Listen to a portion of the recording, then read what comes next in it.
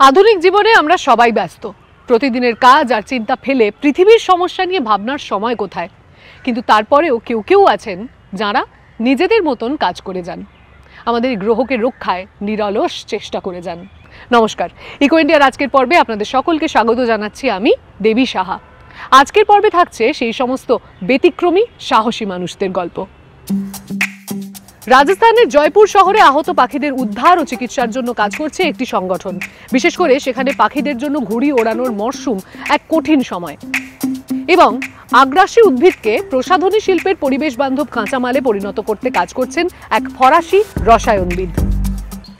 আমাদের প্রথম গন্তব্য বুন্দেলখণ্ড, যেখানে বছরের পর বছর ধরে চলা খরায় কৃষি এবং অর্থনীতি বিপর্যস্ত, যে কারণে সেখানে অভিবাসনের হার এবং কৃষক আত্মহত্যার হার অনেক বেশি। এবং সেই পরিস্থিতি এখন আরোই ভঙ্গুর হয়েছে, তার কারণ প্রচণ্ড তাপমাত্রায় চৌচির হয়েছে জমি, জলহীন হয়েছে কুয়ো, শীর্ণ হয়েছে নদী। আর সেই নিয়েই সমাধানের চেষ্টায় রয়েছেন এক তরুণী কমিউনিটি রেডিওর মাধ্যমে। চলুন শুনবো তাঁর গল্প। बुंदेलखंड एक बहुत ही खूबसूरत जगह हुआ करती थी, जहाँ पे बहुत सारी नदियां हैं, जैसे बेतवा है, केन है, धसान है, काफी सारी नदियां हैं जो हमेशा यहाँ के जो ग्रामीण क्षेत्र के लोग हैं उनके लिए एक जीवनदायिनी माँ कह सकते हैं उनको, क्योंकि उनकी खेती के लिए जो भी सिंचाई के साधन थे वो नदियों से ही होते थे। पहले वो कुएं से पानी देते थे, अपने जो बोरवेल करा रखा है उससे दिया करते थे, लेकिन अब जमीन में जब पानी नहीं है तो वो सूखता चला जा रहा है। मेरा नाम वर्षा रायकवार है और मैं रेडियो बुंदेलखंड में 2017 से रेडियो जॉकी के तौर पे काम कर रही हूँ, और मैं निवाड़ी की रहने वाली हूँ और मेरी उम्र 25 साल। मैं अगर मेरे बचपन से शुरुआत करूं तो मैंने अपने बचपन में मेरे खुद के ही खेत जहाँ पर थे वहाँ पर बहुत सारा जंगल हुआ करता था। हमेशा समय से बारिश, 4 महीने की बारिश होती थी वो प्रॉपरली होती थी, 4 महीने गर्मी हुआ करती थी, 4 महीने सर्दी हुआ करती थी। लेकिन जैसे ही धीरे धीरे मौसम में परिवर्तन होना शुरू हुआ तो लगा कि शायद मौसम ही है, आज नहीं तो कल ठीक हो गई होगा।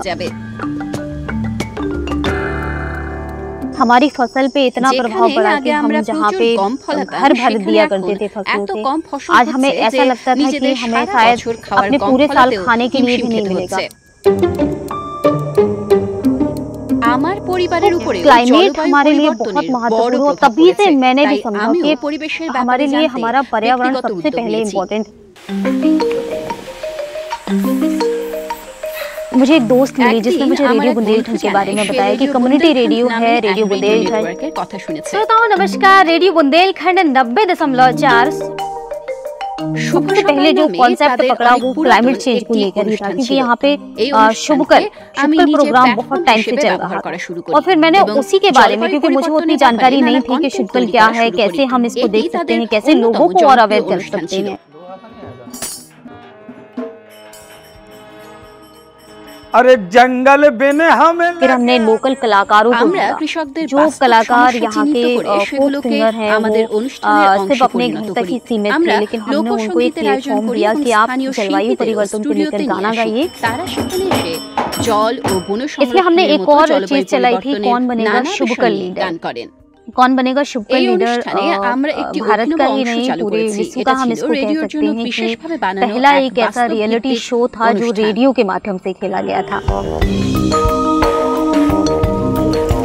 जिसमें हमने 100 गाँव को सिलेक्ट किया और उन 100 गाँव में से हमने काफी सारे लोगों को, ऐसे चुनिंदा जो लोग थे जिन्होंने क्लाइमेट को लेकर काम किया, मतलब हमने उनको बताया कि आपको रेन वाटर हार्वेस्टिंग करनी है, आपको केचुआ खाद बनानी है, आपको किचन गार्डन करना है। आप बता सकते हैं फील्ड पे जाती थी तो देखा जाता था कि खेतों में पुरुष तो काम कर ही रहे हैं, साथ में महिलाएं भी काम कर रही हैं, लेकिन कहीं भी उनका नाम नहीं आता था कि महिलाएं भी इतना कर रही हैं। हर बार आता था सफल किसान, ये किसान, वो किसान, महिलाएं क्यों नहीं हो सकती? किया था महिला किसान, स्पेशली महिला किसान को लेकर बात करी थी, जिसमें सिर्फ महिलाएं बोली।